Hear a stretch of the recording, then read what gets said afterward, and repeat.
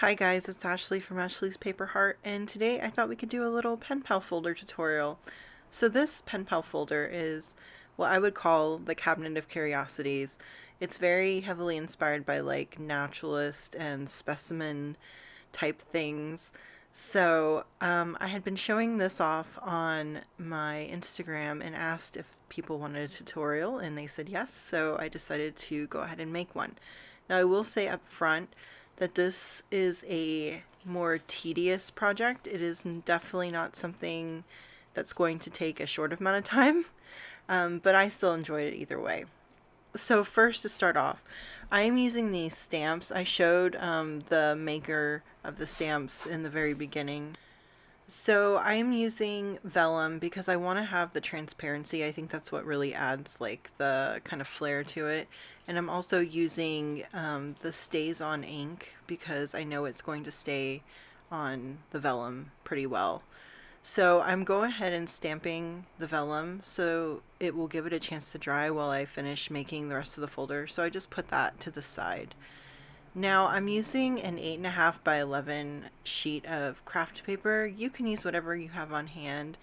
And I'm going to do a gatefold. So I measure what the center is, which is 5.5 inches. And then I fold either side towards the middle, and I overlap just slightly just because I have in the past have had issues with trying to get the gatefold just right. So after that, I'm drawing the guidelines for the windows. So for me, I am putting an inch between the top and of the card and the top of the window, and then each window I have as an inch and a half, and then the space between each window is an inch. That's just the measurements that I came up with. You can do anything that you'd like. You could, do 2 windows instead of 3. You could just do one giant window. I mean, honestly, this project is so customizable. So I went ahead and just opted for the 3 windows.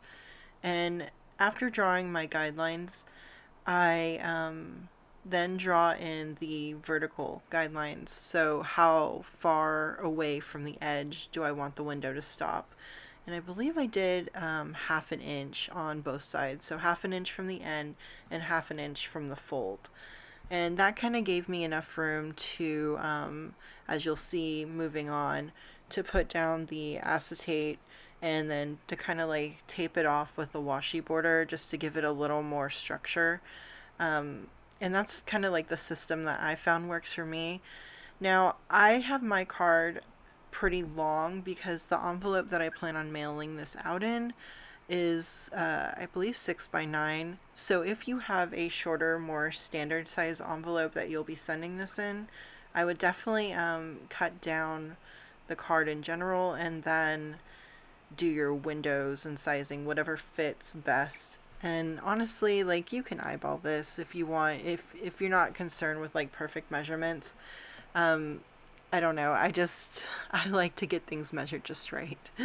So now I'm cutting out the little windows, and you'll see that I switch back and forth between using the ruler and then doing it free-handed. I find that doing the horizontal lines tend to be a little bit easier to do free-handed. I don't know, maybe it's the way like the grain of the paper is, but tip for doing X-Acto knife cuts free-handed, and you're trying to get a straight line, definitely use your arm. Like, don't try to cut use the force of your wrist to cut. Use the force of your whole arm, because then you can just like drag your whole arm back and it kind of keeps it pretty straight. But yeah, I switch back and forth. It's honestly preference. And if you have like a die cutter or even maybe like a punch might work. I attempted to do it with a punch, but it wasn't working out for me. But maybe if you had one that was large enough, then you can kind of skip all this measuring and kind of having to hand cut it out. So I just want to quickly mention that the ruler I was using in the beginning, the one that was clear acrylic, is actually a quilting ruler, and I really enjoy using those for these kind of like paper projects because you can see what you're measuring through the ruler, so you can make sure you get exact measurements. So now I'm doing the holes for what I'm going to add, like the doorknobs. And after, in hindsight, I did realize that I probably should have waited until I got the acetate down and the washi tape, because I had to redo it later on because I had covered up the holes. So learn from my mistake. Don't do the holes at this point. Wait until you get everything kind of situated. So now I'm clipping open the folder and I'm adding the acetate that I've cut down. So I get this a lot, those like sheets of acetate that are packaging for stickers and whatnot. And I just kind of save them because they make great windows for like specimen tags, and then obviously this. So save your packaging if you know that you're, going to be making things like this in the future. It's just, another way to recycle and another way to not have to go out and like purposefully have to purchase something like that. So I'm cutting off the excess around. I initially wanted to try to get it lined up just right on the fold, and obviously that didn't happen. I had to cut it on the fold and cut it on the outside. But I believe on the next side I actually did it correctly. So I'm just adding washi tape around the edges, and that kind of serves as two purposes. The first purpose is that it kind of gives it a little more structure and kind of tapes down the acetate in certain spots. And then also, because I was using a pretty wide tape runner, I needed to cover up where some of the actual adhesive was further out than the acetate. So it kind of it kind of saves a little bit. If you don't have that problem, you don't have to add the washi. It's just a personal preference, and honestly, I kind of like the way it looks. So now I'm adding this craft tape down at the bottom, and I'm going to be using that to mimic shelving. That means I'm going to add it beneath each of the windows, starting from the bottom. And so I'm using this brown craft tape, and it actually has a grid on it, so it made it kind of easy to cut. And I just kind of like free cut the first one and then measured each corresponding strip against the first strip that I had cut. Again, I wasn't like crazy exact with everything, but the grid on the tape actually helped with keeping everything straight. And you can use any kind of washi tape here, or you could even just skip it. I think on the first one that I made, I may have used some paper to mimic the shelving. So now I'm taking this small glassine envelope, and gosh, I can't remember the measurements. It may be like 2x4 or 2x3. It's not very big. And I traced it out against the scrapbook paper that looks like wood. And I'm attaching it to the flap of the envelope because I want to make it look like a little like cabinet drawer. So I attached it using the same tape runner, and then I'm going to round the bottom corners just because I don't want anyone to get a paper cut. It was a little sharp on the bottom. And I'm measuring out the center so that I can punch a hole and then add a little piece of string to like flip open the envelope. So after I get that kind of situated, I go ahead and pull out some Avril yarn. I'm using a really thin piece of string just because I don't want it to add a lot of bulk, because this will be going through the mail. And I'm kind of doing like, I don't even know what kind of knot. I just kind of tied a knot so that there's a little loop on the outside, and you can use the loop to pull it open. And I tape down the knot on the inside just for good measure so that it doesn't fall apart. So after all of that, I believe that everything is dry as far as the ink on the vellum. So I'm cutting out the different jars that I plan on using. I don't cut all of them out at this one moment, but I do cut out enough to get this pen pal folder kind of situated.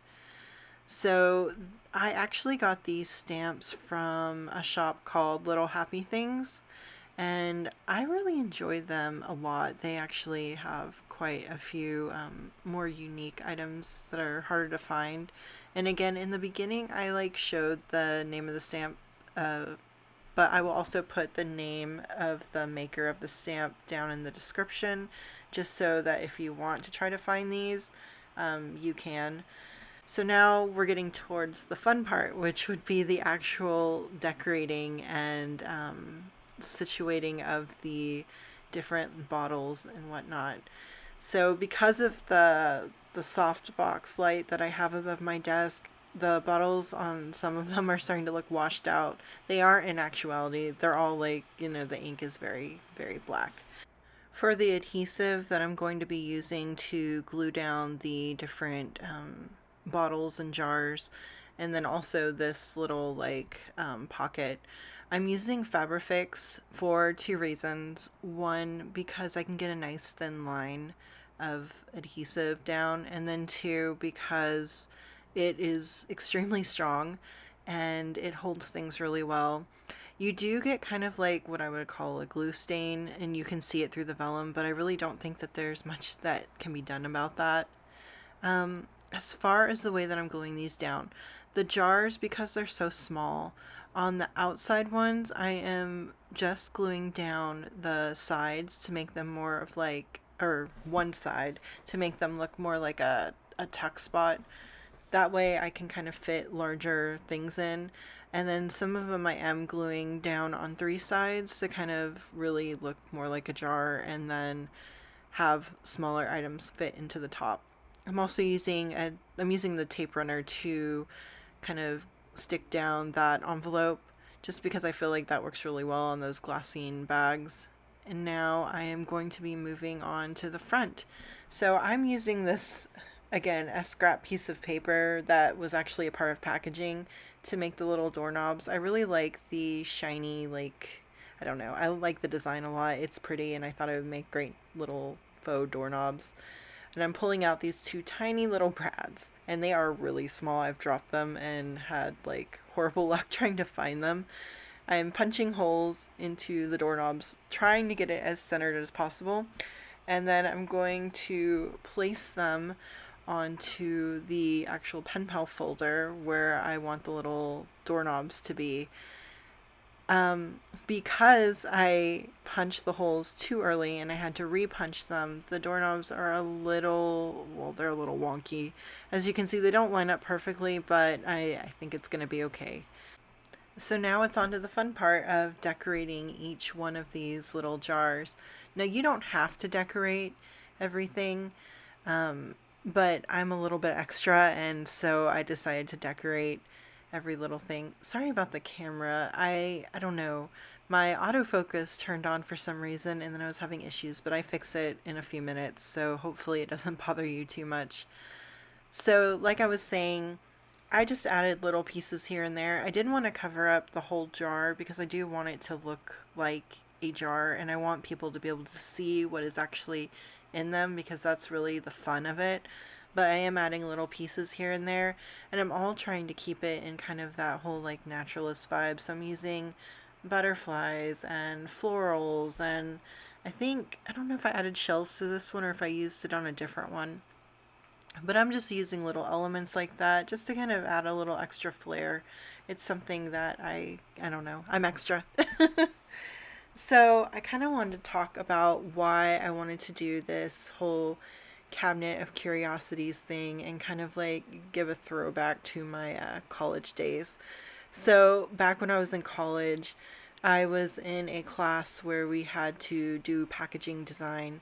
And so we had to come up with a company, and then we had to come up with store packaging for that company. And so my company that I came up with was kind of inspired by anthropology, and I called it Yellowwood. And I also created a cabinet of curiosities style shopping bag with the whole, actually did cutting out the very top of the bag to make it look like a fancy ornate cabinet. It was really it wasn't practical. I couldn't imagine an actual store using a bag like that. But because in college you get to do all that conceptual stuff without having to really worry about the practicality of it, I definitely went all out. I hand painted all the little objects and things that went into the cabinet, and just it was glorious. I enjoyed it a lot, and so I've really been trying to find other ways to incorporate this same theme and the whole naturalist feel into my projects, because honestly that's really what I'm drawn to. I love like the old style botanical drawings and the different like charts and maps and all that kind of stuff. But yeah, so now I'm kind of decorating the front.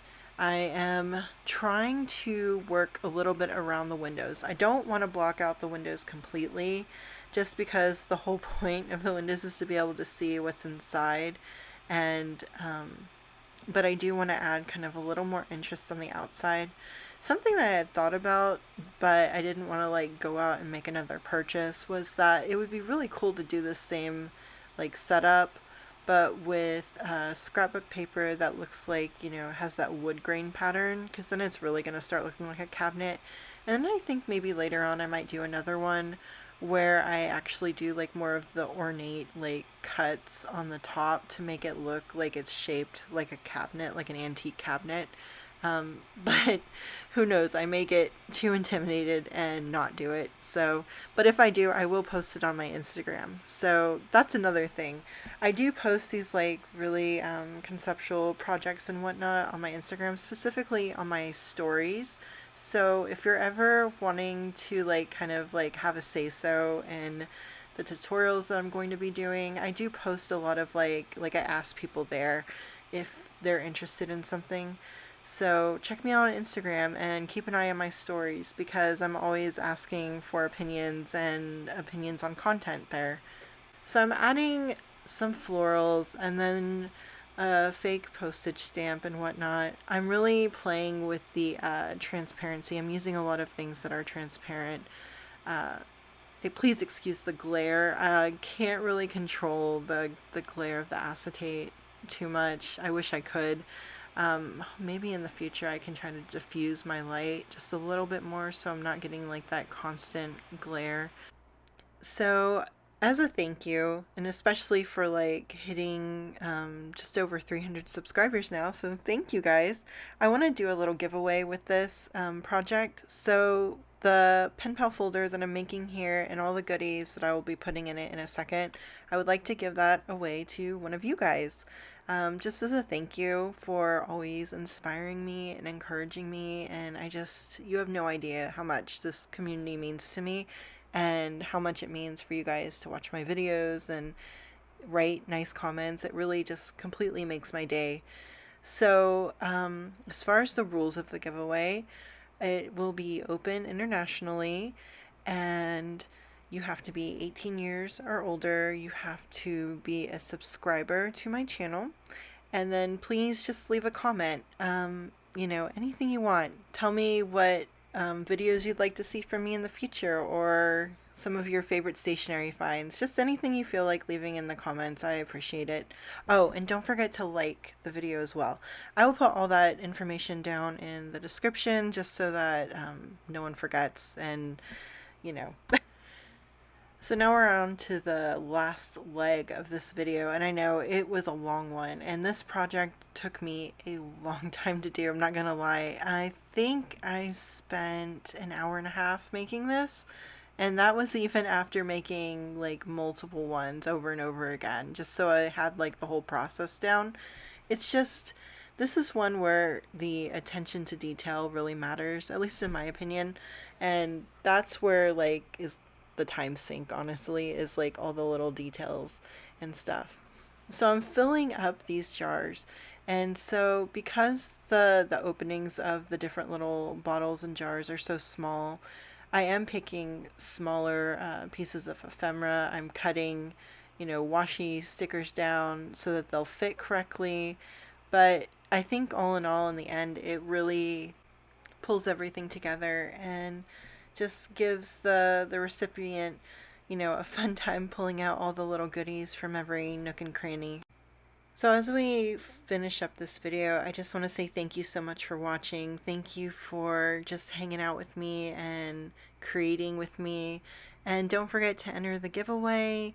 Check out my other socials. Find me on Instagram. I'll have all that stuff in the description, as well as the measurements that I used on my pen pal folder. And if you do end up making one of these for yourself, I would love to see it. So tag me on Instagram or send me a link to wherever you end up posting it. I always love seeing what other people create. So, I just want to say thank you again, and I will see you guys in the next video. Bye.